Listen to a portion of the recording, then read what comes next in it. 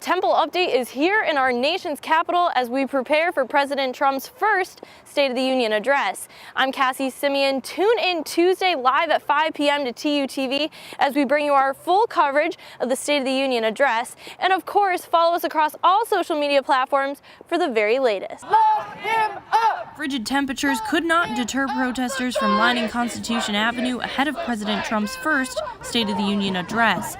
U.S. Capitol officers in riot gear and Washington police officers lined the streets as more came to greet the president with signs and battle cries calling for his impeachment. The one-year anniversary of my rage prompted me to come out to the State of the Union tonight and make sure that my presence was felt and my anger toward this presidency was heard. No! Kathleen and Tom Grant are from Capitol Hill, and they're no strangers to protests, having attended many in recent months. But with this sign, they're hoping to spread love. Genuinely, it's in need of love. We moved to Washington, D.C. in part because both of us are strongly dedicated to building bridges across political divides. A nation can disagree, but we can all love each other as fellow Americans. While the State of the Union address tonight is the perfect opportunity for President Trump to advance his policy for the upcoming year, these people out here tonight thought it was the perfect opportunity to let their president know exactly how they feel about him. And once the motorcade drove closer, the chanting became even louder. But not everyone in the crowd was there to voice their opposition. This man, who traveled all the way from Tennessee to support the president, declined to answer questions on camera, but caused a stir after proudly waving a Trump flag amongst the group. In Washington, for Temple Update, I'm Cassie, Semyon. Audible boos from the Democrats as talk turned to immigration. Numbers of distant relatives.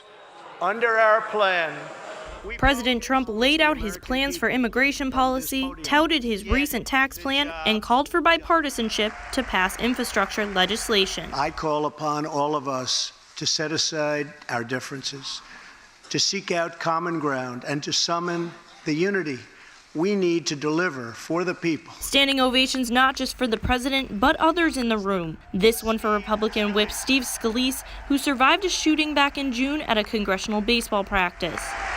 Another for guests invited by the president, two families whose daughters were killed by the MS-13 gang in Long Island.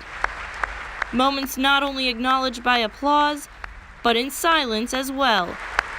Democrats wore black in solidarity and support of the Me Too movement. After the president left, there was mixed reaction to the address by lawmakers on social media. And tonight, many of my Republican colleagues standing up and applauding how great it is that millions of Americans are going to lose their health insurance. Not quite something that I understand. And a powerful moment from the Democratic response, delivered by Representative Joe Kennedy III of Massachusetts, in front of a live audience addressing dreamers who may have been watching. Let me be absolutely clear. Ustedes son parte de nuestra historia. Vamos a luchar. Vamos a luchar por ustedes y no nos vamos a alejar. You are part of our story. We will fight for you and we will not walk away. Now, just last week, President Trump announced his new immigration policy that would provide a pathway to citizenship for those 1.8 million DACA recipients in exchange for a border wall and a crackdown on family migration. Now, the Republican Party doesn't seem hopeful that this legislation will pass, and it could mark a more bipartisan approach to immigration policy in the coming months. In Washington, for Temple Update, I'm Cassie, Semyon. I think he got a chance to make a course correction if he wants to make the course correction. But I hate to tell you, history has shown that that's not been his behavior or his style. Ahead of the president's first State of the Union address, Congressman Dwight Evans says this could be the time for Trump to lead a more bipartisan agenda. Issues such as education, issues such as environment, issues such as energy, issues such as the economy, what I call the 4 E's, are very important. And those are the things that I hope to be working on.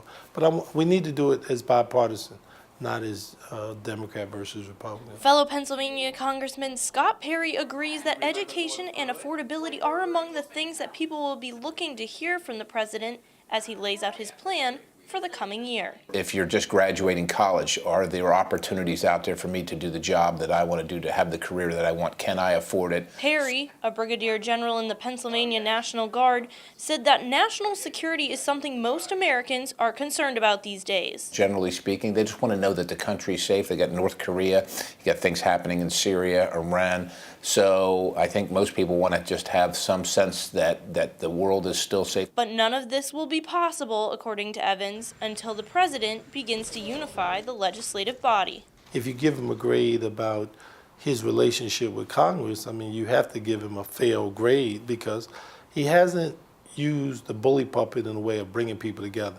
He has been, pitting one against the other, and I think that's been a problem. Although they may sit on different sides of the aisle, both Evans and Perry are hopeful as they head into the chamber tonight to hear President Trump's address. The President of the United States. I mean, I hope he will realize the opportunity that he has and not be doing what he has done in the past, because I think that's counterproductive. It's President Trump, so it could go just about anywhere. Now, after the State of the Union address, Representative from Massachusetts Joe Kennedy III will give the Democratic response. It's a pretty symbolic choice by the party. He's seen as a rising Democratic star, and he's also the grandson of Bobby Kennedy and the great-nephew of President John F. Kennedy. Now, a number of Democrats have announced they will boycott the State of the Union.